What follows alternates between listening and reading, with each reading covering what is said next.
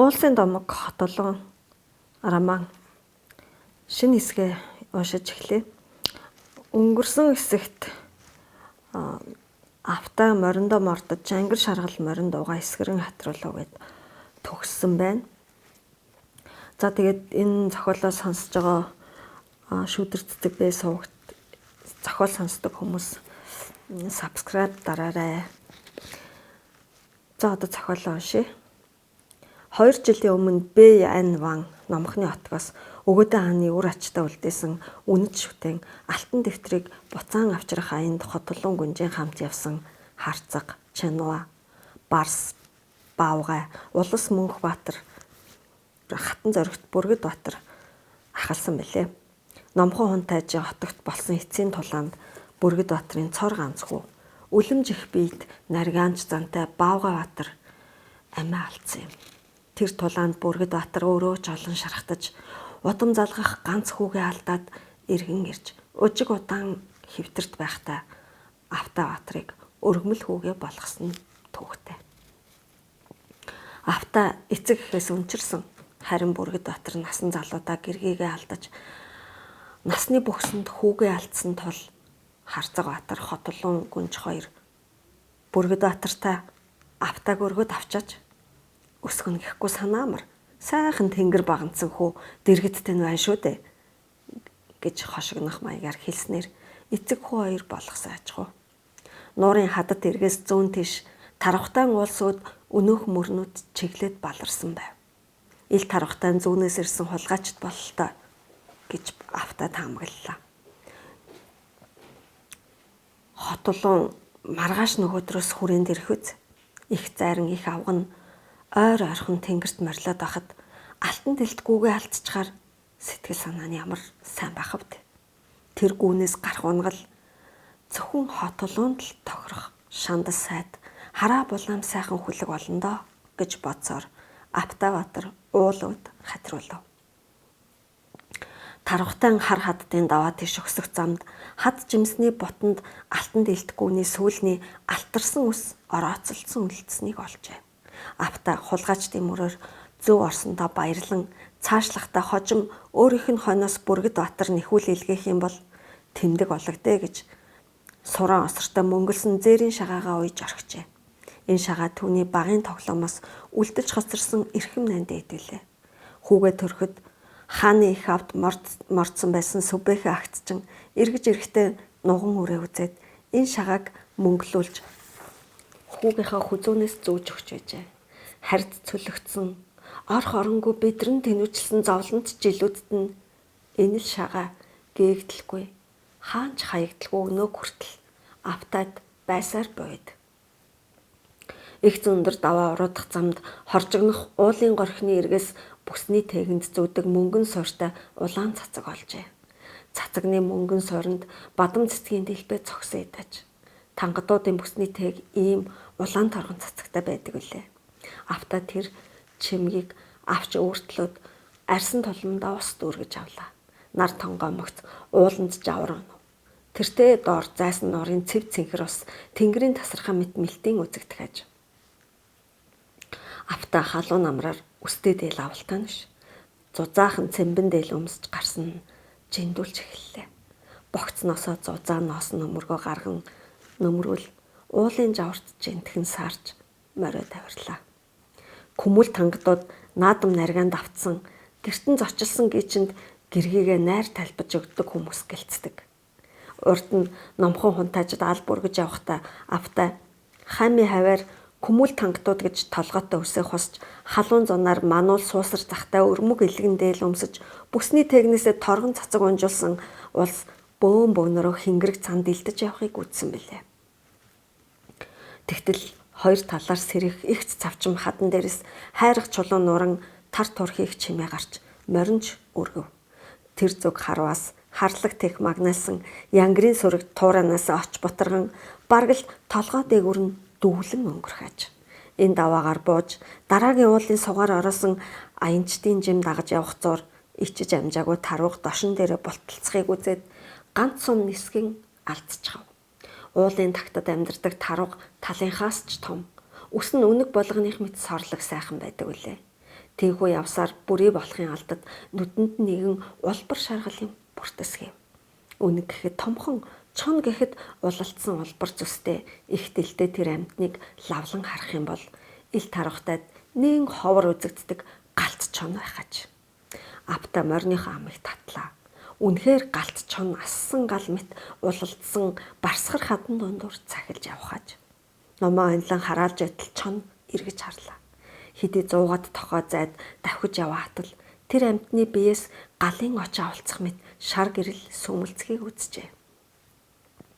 Апта номныхаа хөвчийг чивчэртлэн татаж байснаа болж чоныг бараа тасартал хараад сүлтэндээ бүрт чон тагсан хайдуу хааны эрх сүр дор ам зож яваа хатал нэн ховор үзэгддэг дил дулаан чон харуулж тэнгэр хурамсд хилэгнүүлэх нь гоомоо явдал болох үз хэмээн сэтгэжээ.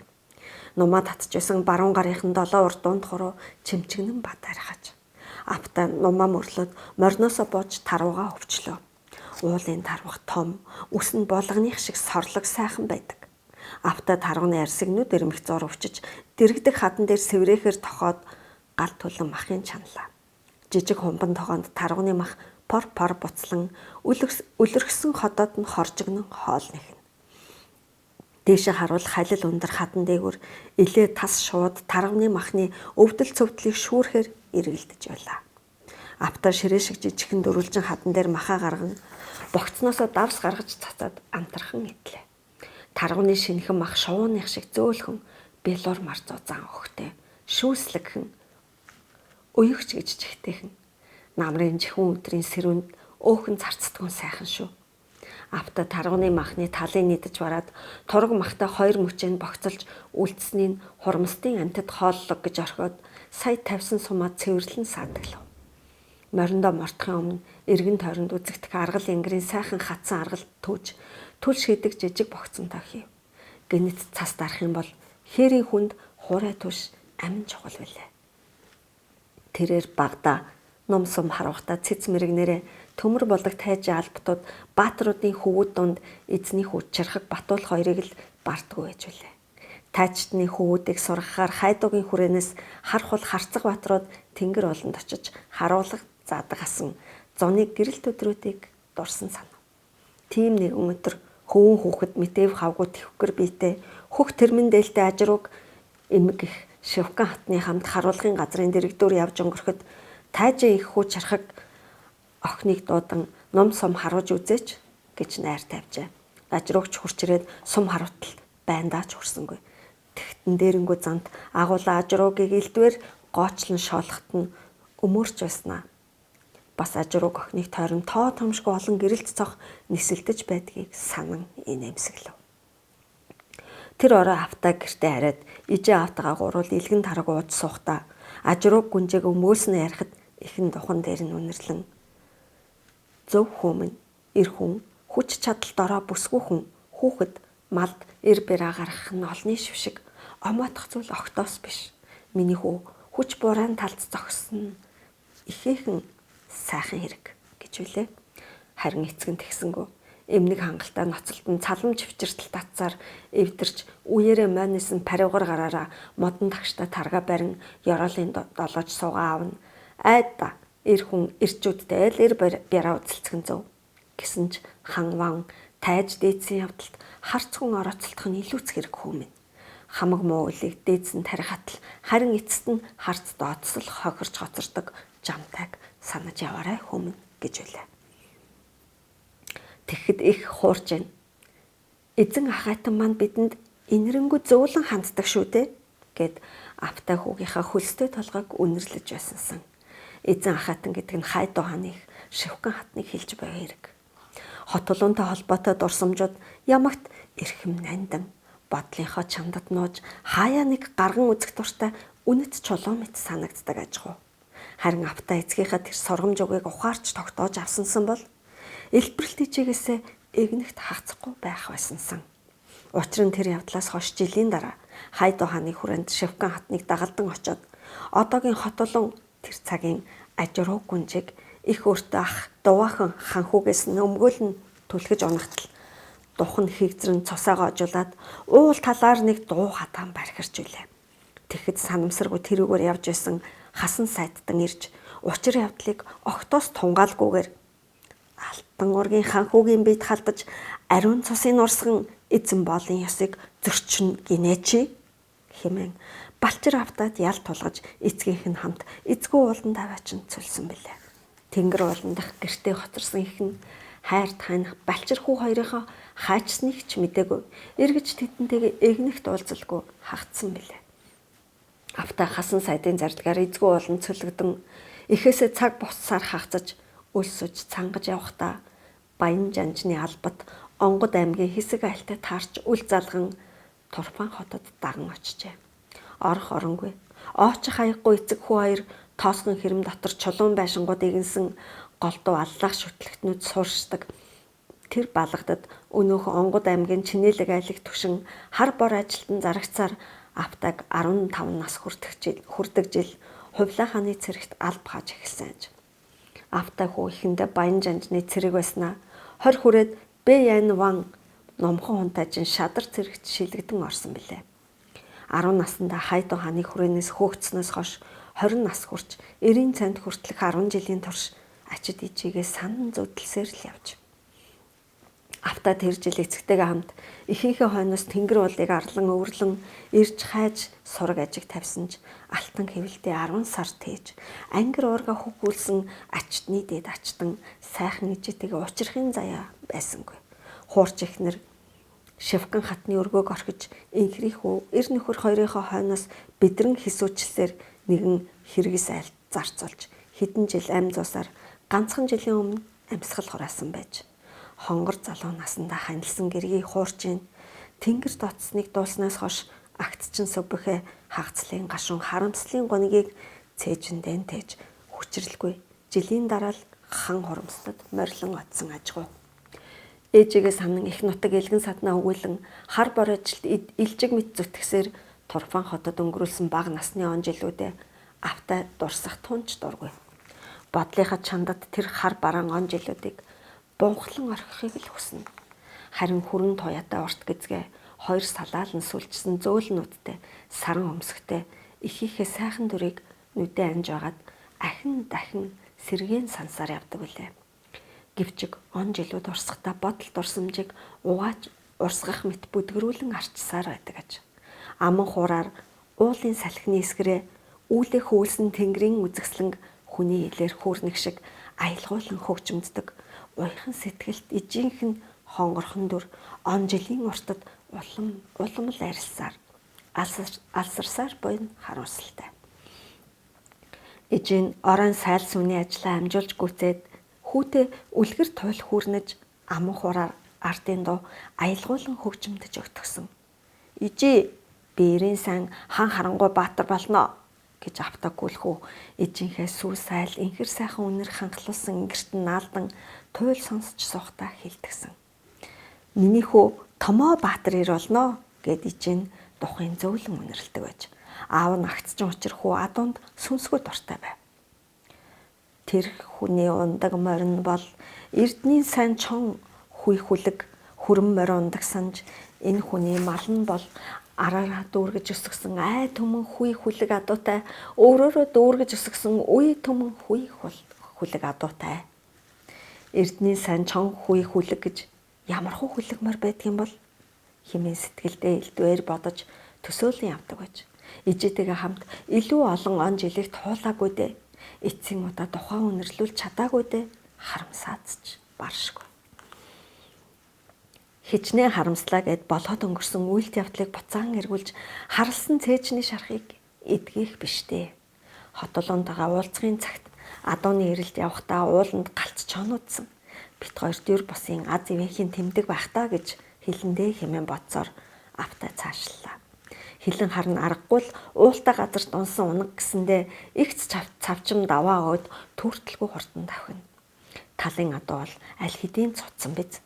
Толгой дээгүүр нь ганц нэг тас эргэлдэн тэртээ доор тал хөндий цавцаан цайрахаж.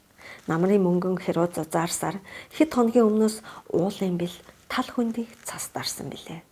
Таравхтай өндөр ян сардгуудаар зундаач цас хялмаалжл байх нь ерөн хэрэг.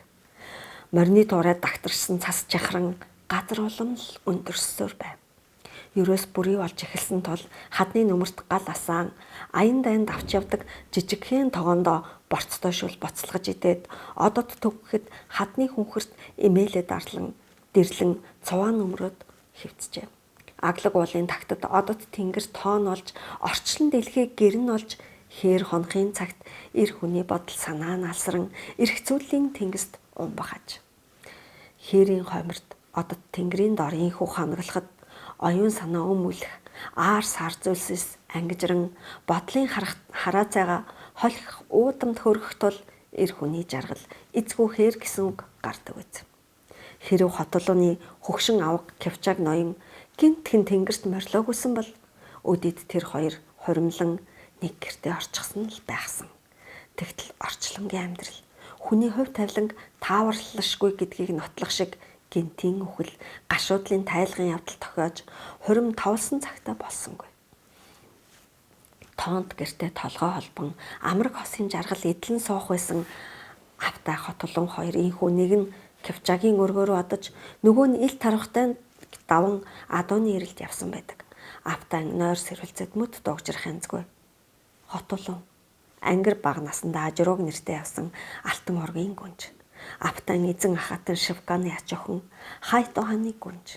Өдгөө Хайт ухааны төмтийн жанжин алтан гэрэг атгсан хүчит хотол цагаан гүнж бол Аптан амраг сэтгэлд бүсгүйн. Хурим нь улсансан бол хуршгүй өндөрт залрах тэр эрхэмсэг гүнж хэдийнэ гэргийн болчихсон байх байв. Тоонот гэрт толгой олбож тоост орчлонгийн жаргал зовлонгоо хуваалцаж суух байв. Хэрв хотолон ясалсан гэргийн болвол бүрт чонх хөөмөлдсөн толд арьсан хуйг үнэт чулуун чимэгтэй өнгөлөг дээлийн тайчин тангил голш шиг биеийн автай хэрхэн элбэж сувгсан бол урд нь хаад ноёдын хөвөд хунтайжууд хатан болгож авах гэд дийлээгүй. Хотлын өмнө хүч бариа үзэлцээд хайж хүчрээгүй. Хайд ухааны хүчит хотол цагаан гүнж ажруугийн онгон танхил биеийг гагц биел инхрийлэн таалах болно. Ил тархтан өндөр сардгуудын хадан агуунуудад хүн хар гөрөөс оргондог юм гэлээ. Хүн хар гөрөөсний им аламс нь хүлсээ хүртэл унжсан хөх дэлэнгээ хоёр мөрөн дээгүүрээ давуулан шидчгээд тэмээн тавхаа шиг том хөлөөрөө алд дэлэм хол өсрөнгөөхөөрэ хүлэг моринджүүл гүцэгдмэ.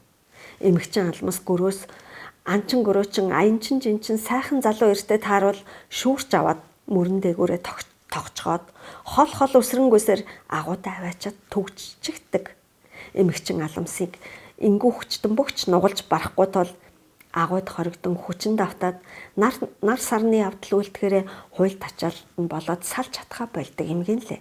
Эмэгчин өдрийн цагаар агуугаасаа гарахдаа амын тэмээн чинээ чулуугаар дарж орхидог. Авта хар багасаа сонссон хүн хар гөрөөсний тухай ил хууч яриаг санаж. Нэрээ хүн хар гөрөөс гэж байдаг бол эрлэхэг баатрууд эрхийн мэрэгэн харваач дэлбэж байгаад нэгийг унгаж болмоор л санагдах юм. Үгүй ятахна үхсэн аламсын хүүр ясан яагаад хүнтэй таардгүй хэрэггүй.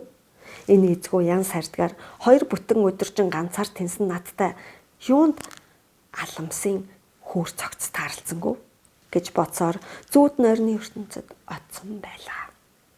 Нүүрэн дээр нь ёлтгор цагаан дэллүү нэг гэрэл тусахад автай нүдэ нээлээ. Цав цагаан үнгэн дээлтэй, цагаан үнгэн малгайтай, цагаан сувдан унжорхтой гоо үзэсгэлэнт хүүхэн гартаа гэрэлтдийн барьчгаад өмнө нь цогсохож. Тэгснээ дэнгээ өнөөх ширээ хадан дээр нь тавьж Автай Баатар чи хайдуугийн хүрээуд буцаж бууч.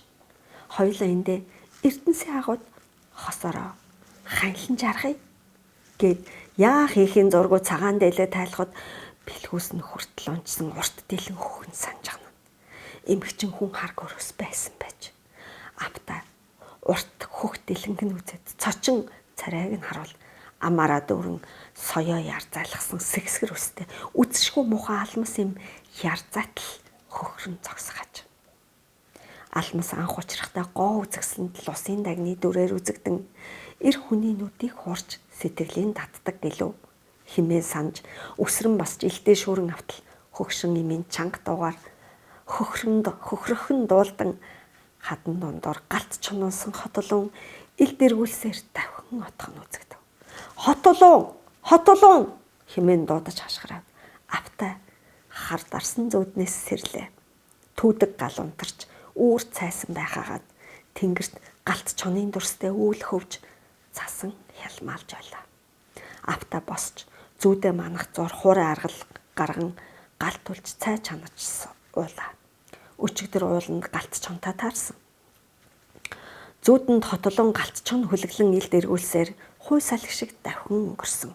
Өглөө бостол тэнгэрт мөн л чонын дүрст үүл хөвж явах юм. Ард талд төгшүүрт явдал тохиолдсон юм биш байгаа гэсэн завнил төрөх үед зүүн нүднийх нь доод зовх таталтаад явчихлаа. Гар мөрөө эргэлдүүлэн дээш доош тонгож хөл гарын чилээгээ гаргаад автай мориндоо мордож замд гарав. Цас хилмаалсаар л уулын жавар нүрийг оруулгана. Хадны хооронд аргал янгрын сүргийн гаргасан жимээр явсаар үдийн хавцаа алсад адуу янзхахыг сонсов. Хилэн хар морин зогтосч хад мэт хантайран зогсоод согооч ихээ солбуулан аниртгаж. Хулгайч тангадуудын ар шилэн дээр нь гүцэж ирсэн бололтой.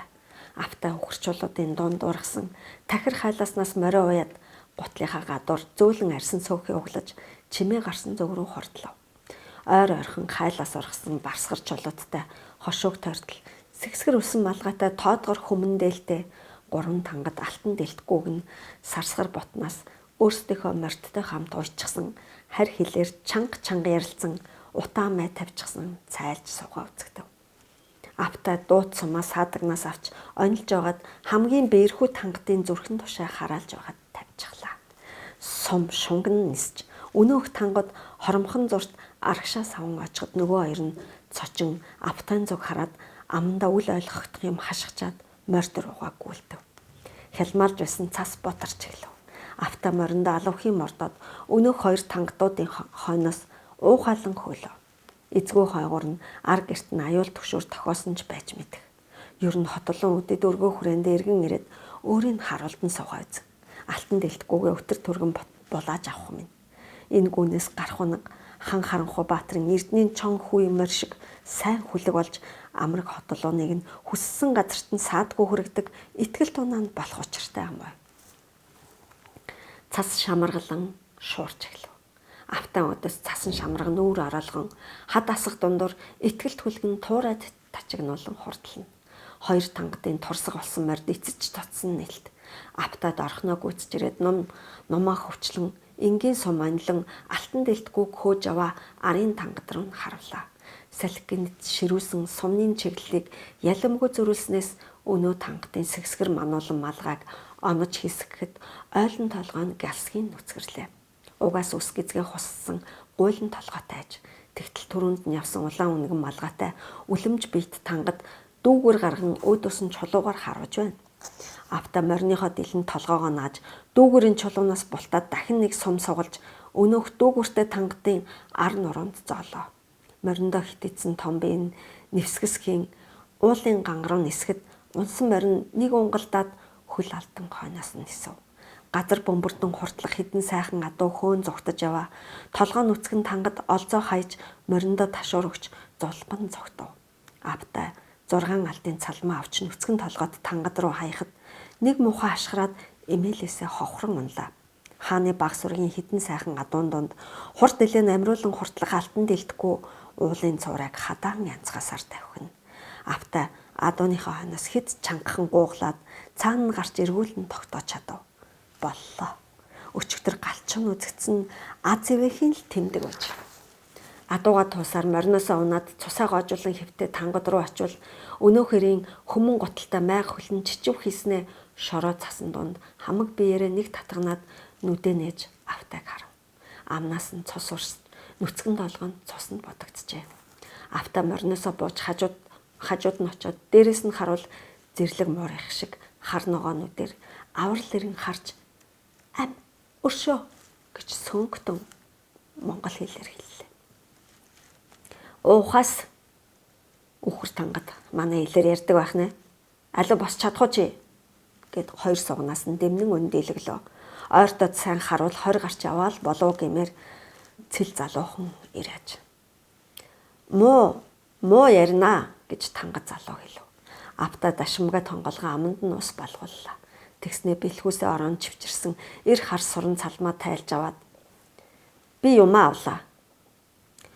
чи өтөр түргэн далд орж үз гэхэд тангуу дээр хөлдөн сөхрөн гурамтай мөрөгхөн амийн хэлтрүүлсэнд талархаж байгаа нь бололтой.